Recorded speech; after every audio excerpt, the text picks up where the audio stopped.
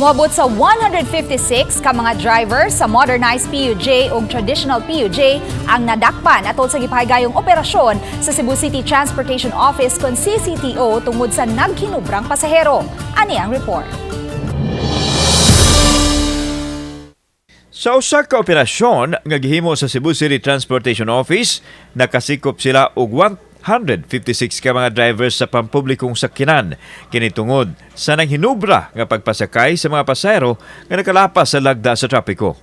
Matod sa Pangulo sa CCTO Rakil RC, nga gihatagan na og konsiderasyon daan ang mga driver nga mamahimo sila makapasakay og extra 7 ka mga standing passengers gawa sa seating capacity sa sakyanan. Apa ni abuso na ang mga drivers kay puno-puno gyud ang ilang unit sa mga pasahero nga ilahang mga pasakyon. Nga aduna gyud duha ka pasahero nga puwerte gyud nilang sukua namo.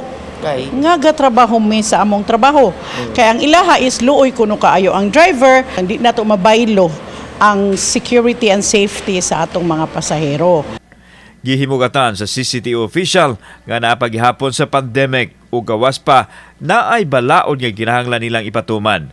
500 pesos ang multa matag violation nga kaya kay bayaran sa mga drivers o operators.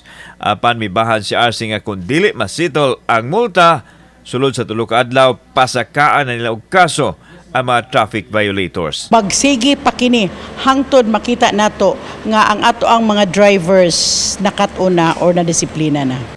Kauban si Cleofer Lumayag, ako si Alan Domingo. Balitang Bisdak.